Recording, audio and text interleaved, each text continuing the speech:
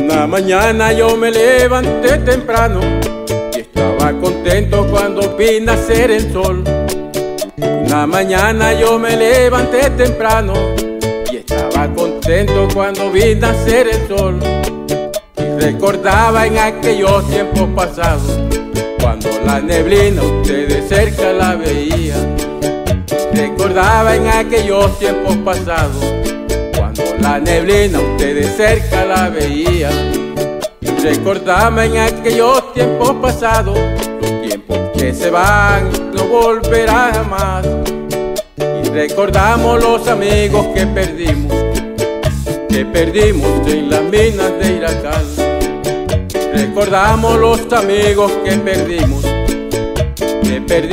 en las minas de Iracal.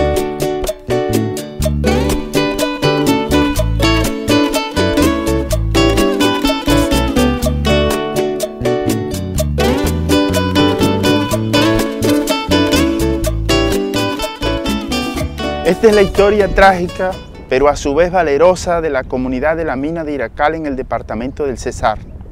Nuestra historia puede servir como ejemplo a las nuevas generaciones de cómo actuar frente al ingreso de grupos armados al margen de la ley en sus territorios. Cuando estaba jovencito en las minas de Iracal, solo se oían los murmullos, el murmullo de la gente y de las aves su cantar. Bueno, en el año 70, cuando entramos por aquí a trabajar, estas tierras estaban nuevas. Y entonces nosotros, cada dueño de finca producía bastante. Había un camión que a veces entraba 4 y 5 veces a la semana y siempre quedaba carga. Los carros que viajaban allá arriba no daban abasto para sacar los productos que por allá se daban. Y todo era bueno. No hacía falta nada. Uno vivía requete bien por aquí. Buenas crías, buen todo, buena unión el uno con el otro. Vivíamos muy unidos. Había hermandad. Los campesinos hacían algo que se llama mano vuelta. Cuando alguien estaba muy atacado de trabajo, los compañeros, los vecinos iban, lo ayudaban y así. La región, la vereda, eran bastante productoras en todo, en plátano, en café, malanga, yuca, de todo lo que se sembraba producía.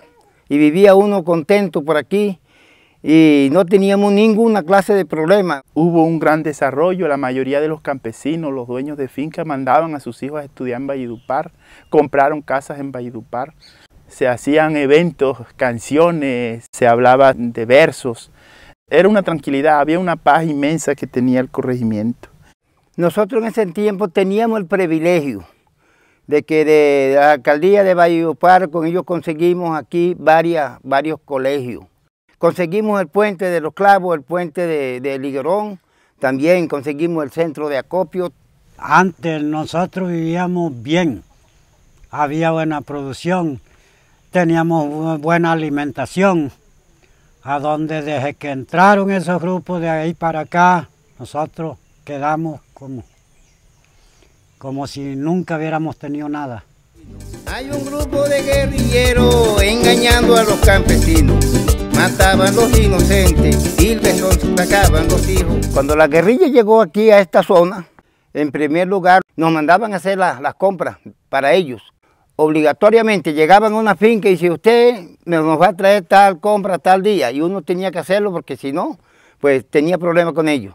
Problemas no, que lo mataban o los hacían salir de la región. Y había un señor llamado Elías Orozco, y ese señor era el líder de aquí de la región. Fue el primer corregidor que tuvo el corregimiento, fue quien impulsó pues el desarrollo en el tema de educación, gestionó la primera escuela que tuvo el corregimiento. Cuando él principió a traer la ley y eso, él traía la ley siempre, la llevaba a las minas. Y la gente se iba reverdizando. La carretera venía aquí mismo, pedía unos volteos, una máquina y la llevaba para allá. Y ahí mismo se ponían a arreglar con toda la región de Iracal. Entonces no compartía tampoco las tesis de los alzados en armas. Y a él lo acusaron de que era informante de la fuerza pública. Es un enemigo de la causa.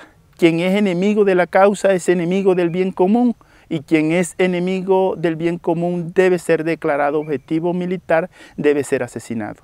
Usted es un sapo, señalaba a él así, en la espalda de ellos, él y ellos acostados en el suelo.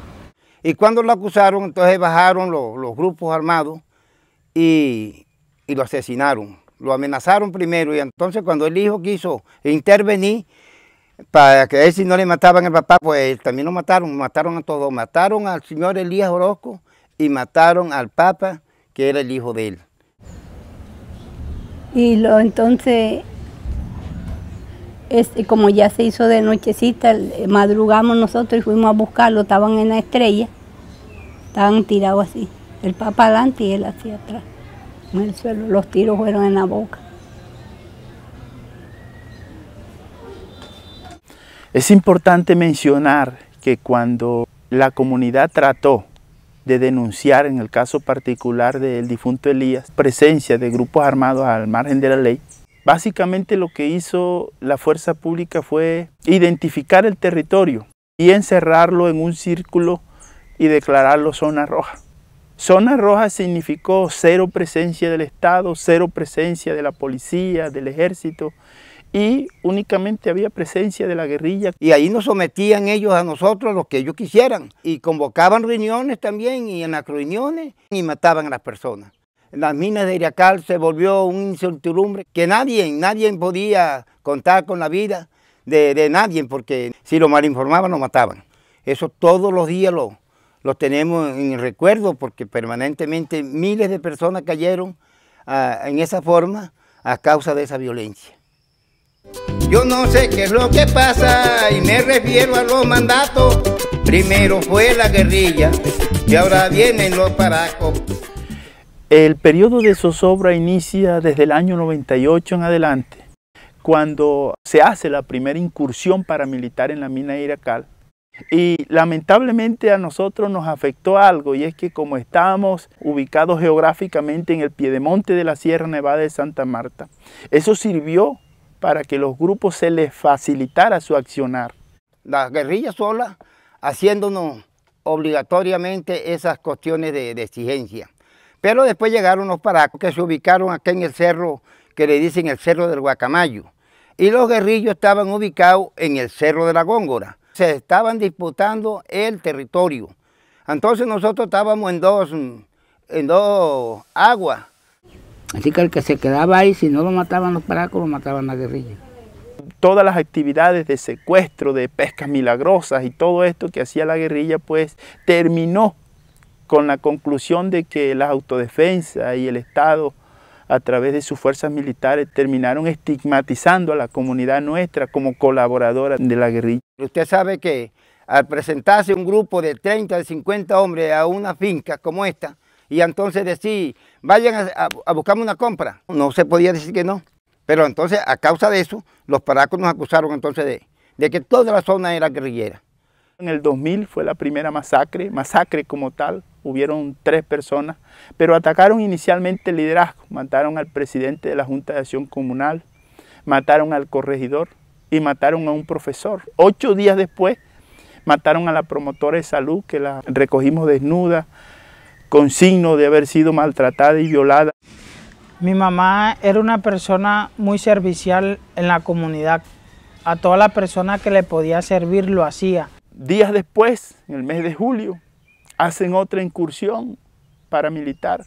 Mataron al Mocho. A él se lo trajeron a este sitio donde lo torturaron. Los genitales se los cortaron. Varias puñaladas le metieron a él aquí en donde lo mataron. Y de aquí lo cogieron y lo pasaron de aquel lado del alambre. Al ver la mujer de que él no aparecía, se vino a dar cuenta y ya lo encontraron muerto aquí. Y mataron a la difunta Carmen Duarte, que era una líder nuestra, era la representante nuestra en el Comité Municipal de Cafeteros. Nosotros vivíamos la zozobra porque es que ellos llegaron al pueblo, hicieron masacres y eso entraban casi todos los días. O sea, ellos empezaron por el pueblo y después iban subiendo a las fincas. Muchas veces nos tocó montarnos en los palos a dormir porque teníamos miedo de que nos llegaran en la noche a matar. Llegan con lista de mano y le preguntan a uno, o sea, ¿cuánto tiempo tiene uno de estar en la zona? Y nosotros dijimos, tuvimos cerca de 16 años y entonces nos dijeron, ya es tiempo de que se vayan porque ya tienen mucho tiempo de estar por aquí ya y no es bueno que estén por aquí más. Nos sacaron, nos dijeron que aquí no nos querían ver. En el año 2002, con toda esta vivencia, decidimos entonces actuar y creamos una comisión que la lideró José Antonio Benjumea Jiménez, el líder concejal nuestro, era concejal del corregimiento. Estudiamos qué hacíamos, tratamos entonces de ir con la fuerza pública, nos tocó descartar porque en ese tiempo las instituciones estaban permeadas por las autodefensas. Pues era un líder porque tú sabes que él fue el concejal de Iracal. Él era el que nos apoyaba a nosotros en todo. Esa muerte fue muy dura para nosotros. Y dependiendo la manera de cómo murió José. José tuvo una muerte muy fea. De José lo amarraron, lo arrastraron. José quedó sin teste. José fue una persona que tuvo una muerte que él no merecía esa muerte. Cuando se mata a José Benjumea, no se mata a un amigo, no se mata de pronto a un hijo, no se mata a un hermano. Se mata en sí a la identidad política del corregimiento. Se le quita la voz y se le quita de pronto el voto dentro de la administración municipal. Y como otros líderes también que asesinaron en Minas de Iracal, que fueron presidentes de Junta de Acción Comunal, como fue transportadores, vendedores. Se nos complicó la situación ese periodo de zozobra, porque ese día nosotros nos informaron de que, nos dijeron de frente, ustedes son colaboradores de la guerrilla, para allá va un comando especial que va a estar liderado por Michael 38 y él tiene como misión recuperar esa zona porque esa es zona de guerrilla. Pobre de los campesinos que vivimos sin consuelo, viviendo siempre humillados para salvar el pellejo. En el periodo de esclavitud, como se nos había anunciado, entra la tropa de las autodefensas, llegaron como alrededor de 60 hombres. Aquí se nos puso el barro duro con los autodefensas. Resulta que nosotros aquí nos pusieron unas leyes que de las 6 de la tarde en adelante ya no podíamos salir para ninguna parte. Cuando uno venía de allá para acá, ahí donde estaba la base, en las minas, ahí les daban a uno un ficho con un número. Y el día que uno iba a salir tenía que mostrar ese ficho y si iba a entrar también tenía que mostrar el ficho. Porque si lo botaba ya tenía problema con ellos. En vez de cargar cédula de ciudadanía, ese era el ficho, con ese era que se identificaban. Y una vez encontré yo un señor, le pregunto, oye, su cédula, y me mostró el ficho, ¿y usted sabe qué es lo que está haciendo? Enseguida lo cogió y lo metió bajo una piedra.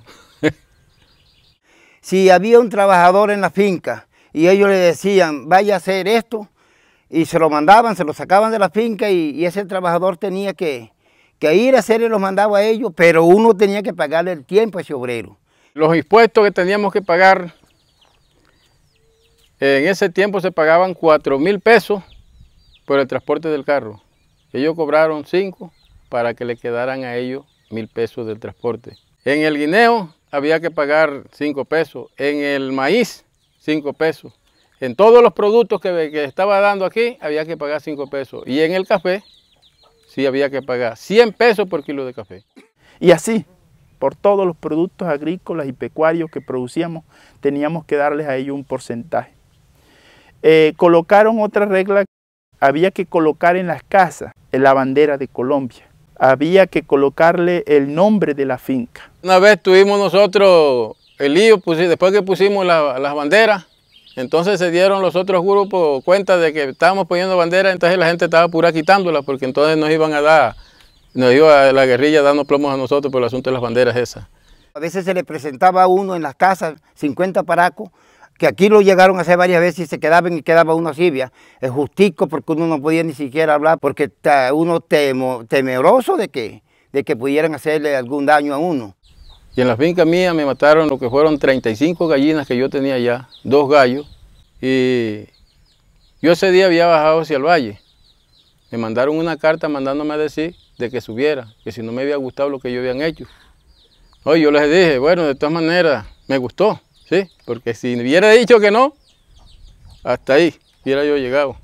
Si usted tenía una mula amarrada en el patio y llegaba alguien, me voy a llevar esta mula, se la llevaba y usted no podía decir nada. Y entonces la mayoría de los animales, por ahí está una canción que dice una canción que grabé, el transporte, pero no es el transporte de carros, sino el transporte era de los mulos que teníamos nosotros aquí. Se llevaron de aquí de la región 43 mulos y a la presente todo el mundo perdió sus animales y quedamos sin transporte y quedamos sin nada. Nos tenemos que acostar hasta sin almuerzo porque no teníamos cómo salir por asustado y que si salíamos allí, cuando ya veníamos de para arriba, ya no salía la gente acosándonos. A mí me tocó trabajar ahí, tirar machetes hasta una base que estaban haciendo ahí arriba. Y si uno no iba, gatillo con él. Aquí en varias ocasiones mandaban, aquí se quedaron y mandaban a fulano para allá, el otro para acá, de esos paracos, a traer a las personas amarradas para asesinarlo o que les diera alguna información. Las autodefensas, si iban al arroyo y encontraran alguna de las mujeres nuestras lavando, la violaban. Y si la encontraban sola en la finca, haciendo los quehaceres de la casa, también la violaban. Nosotros tenemos 12 casos de violación porque hay algunos casos que las mujeres no lo han querido denunciar. A ellos nos lo dijeron a nosotros, si ustedes se van y nos denuncian, más dura usted en denunciarnos que nosotros en matarlo. ¿Por qué? Porque es que todas las autoridades estaban permeadas con ellos. Y aquí ellos entonces se apoderaron de esta finca, que esto decían que era de ellos. A mí me desvalijaron de animales, de todo. Este periodo de esclavitud fue así como les comento. Habían muchas reglas, muchas normas y lo más triste es que el Estado colombiano sabía que había una base paramilitar en la mina. Nosotros en el año 2005 hicimos un documento enviado a Presidencia de la República y era tanto el miedo que nosotros ni siquiera hicimos esa gestión de manera personal con las instituciones, sino que nos hicimos acompañar de un organismo internacional como es la MAP-OEA para denunciar todos estos atropellos. Entonces, gran parte de lo que aquí hemos relatado lo escribimos en un documento que fue fechado el 10 de junio de 2005 y no le colocamos firma, solamente le hicimos prometer a la MAP-OEA que ese comunicado iba a llegar a Presidencia de la República para que ellos en ese momento nos concedieran lo único que pedíamos, una autoridad legal venga y asuma el control del territorio porque nosotros estamos viviendo en una crisis tremenda. No nos respondieron nunca, no sé si porque se estaba trabajando el proceso de desmovilización que culminó en el 2006. Lo cierto es que nosotros sufrimos en el periodo de esclavitud todas estas violaciones a derechos humanos que les hemos relatado. Porque una finca que quedaron desolada, enrastrojada, no hay quien pueda trabajar. Muchas familias que se fueron desplazadas, pero otras no tuvieron la oportunidad. Nosotros tenemos unas situaciones complicadas aquí. Tenemos una gran cantidad de gente que está aquí en los barrios subnormales de la ciudad de Valledupar, que viven prácticamente en la miseria. Las condiciones de vida en que llegaron fue desastrosas, abandonadas sus viviendas, también animales, sus tierritas. Se comieron todo el maíz, la yuca y toda esa vaina. No dejaron nada. A venir acá a vivir una situación de desespero. No tengo ahorita mismo hasta la vista un empleo seguro, que gane un mínimo, que gane algo, nada, no tengo nada de eso. Por ejemplo, la señora Pacha que vivió por acá, pues cuando yo la encontré, esa señora no era ni la sombra de lo que era cuando estaba allá. Entonces yo por eso vivo enferma, sufriendo de mis dos hijos y mi marido, y de lo que ha quedado limpia. Yo pasé hambre en Valledupar, nadie me ayudaba, y andando. Una vez me regalaron 240,000 pesos y mi hija Claudia le arrendó una pieza a un señor. Cuando se cumplieron los 3 meses me iban a echar los chismes a la calle, porque no teníamos más con qué pagar. Con mi nieto, mi hijo, al pie así. De este pelado no pudo seguir estudiando por no tener plata, ni el hijo de Amira. En estos momentos no estoy estudiando, me encuentro desempleado y no tengo una estabilidad económica. Mi mamá falleció cuando yo tenía 6 años de edad y desde ese momento para acá se ha hecho cargo de mí mi abuelita, quien ha dado todo por mí hasta esta edad que tengo, porque no he contado con el apoyo de más nadie. Volver a las tierras de nosotros no ha sido fácil, porque todavía llevamos eso de lo que nos ha pasado, todavía vemos personas que no hemos superado eso, todavía nos acordamos y nos da aquella nostalgia de lo que nosotros perdimos. Esta finca se perdió al 80%, esto no es ni la cuarta parte de lo que era mi finca. Yo antes me sentía vivir aquí como un paraíso. Hoy en día vivo, pero bien mal, luchando aquí, luchando. Trasladamos o retornamos 118 familias al corregimiento Minas de Iracal. Nos incluyeron en un programa que está manejando el DPS que se llama Familias en su Tierra. Y todo el mundo se entusiasmó con eso. Hasta hoy, 24 de abril del 2013, todavía no se ha materializado en su totalidad todo lo que se nos prometió. Acción comunal nos vino con el símbolo de unión. En el año 2007, nosotros tomamos la decisión de cerrarle los espacios a todo grupo armado viniera de donde viniera. Y hemos tenido dificultad en el 2009 cuando las autodefensas gaitanistas de Colombia quisieron reorganizarse nuevamente. Nosotros nos mantuvimos firmes. Nosotros dijimos aquí que no íbamos a permitir que grupos armados vinieran a reorganizarse de nuevo. Obviamente nos costó un desplazamiento de 16 familias cuando ya había visto un proceso de desmovilización. Hubieron amenazas, hubieron críticas. Nosotros no nos podemos quedar con los brazos cruzados, muchachos. Nosotros tenemos que hacer algo por nosotros mismos, porque nosotros en Valledupar pasamos mucha necesidad. ¿Qué hacemos? Nosotros en eso tomamos la decisión de volver a nuestras tierras. ¿Y cómo lo hicimos? Nosotros nos fuimos a la entidad, ya nos fueron asesorando, ya nos fueron diciendo ustedes pueden visitar el procurador, el alcalde, en qué los pueden ayudar. Y sí, José Luis consiguió en los medios de nosotros hacer una declaración, cómo fueron los hechos, por qué sucedió y por qué nosotros retomamos otra vez las tierras. Y entonces fue cuando José Luis dijo, aquí tenemos que hacer una asociación. Creamos la Asociación de Víctimas Alianza por la Vida con el apoyo de la Comisión Nacional de Reparación. Hicimos también el video interactivo de la memoria con el propósito de visibilizar todo lo que vivimos y de una o de otra manera buscando que las instituciones del Estado se sensibilizaran con la situación que nosotros vivimos y nos ayudaran con una inversión social fuerte que nos ayudara a salir de la crisis y de la situación en la cual nos encontramos todos. Y pedimos paz, paz,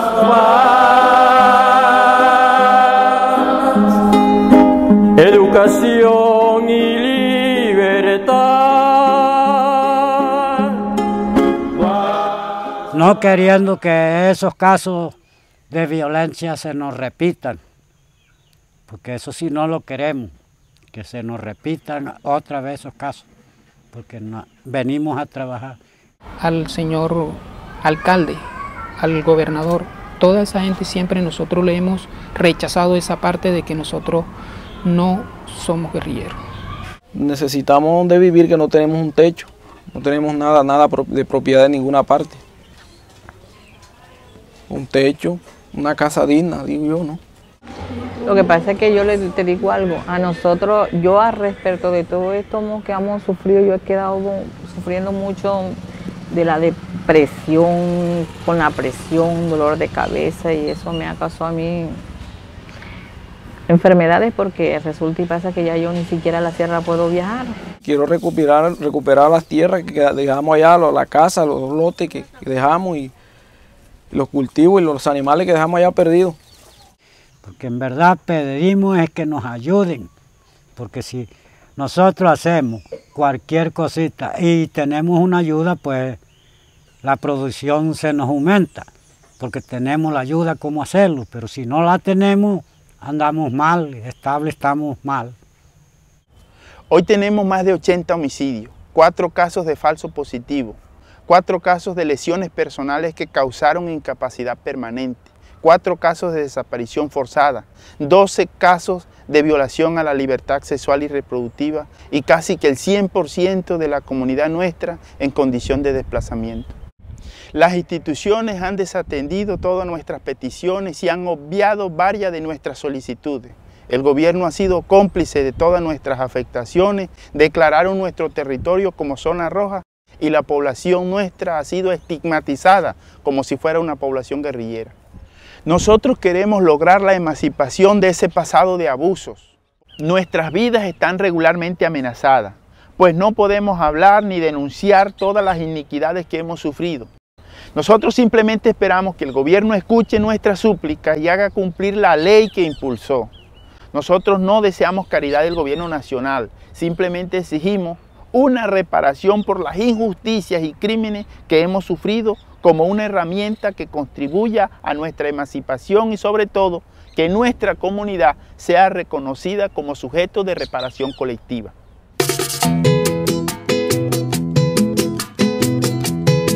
Este es el cerro, bendito cerro, este es el cerro de Iracal. Este es el cerro, bendito cerro, este es el cerro de Iracal. Este fue el cerro que en otros tiempos llamó la musa y me hizo cantar. Este fue el cerro que en otros tiempos llamó la musa y me hizo cantar. Pero hoy el cerro, este mismo cerro, neblina o góngora es todo igual. Pero hoy el cerro, este mismo cerro, neblina o góngora es todo igual. Me hizo acordar de mis amigos viejos que ya están muertos y me hizo llorar. Me hizo acordar de mis amigos viejos que ya están muertos y me hizo llorar.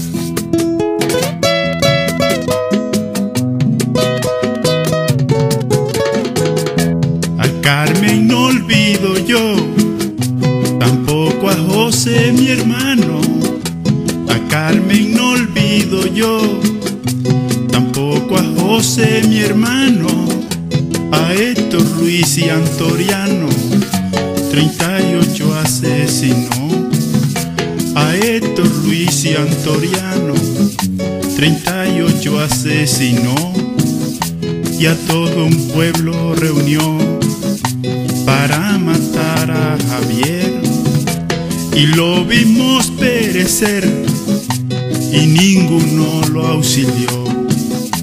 Y lo vimos perecer y ninguno lo auxilió. ¡Ay, hombre!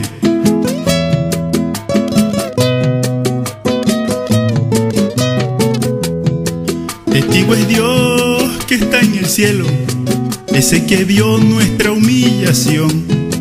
Testigo es Dios que está en el cielo, ese que vio nuestra humillación. También tenemos de testigo al cerro que vio la sangre y desolación. También tenemos de testigo al cerro que vio la sangre y desolación. Porque en total fueron 80 muertos, hubo tortura y desaparición. Porque en total fueron 80 muertos, hubo tortura y hasta violación.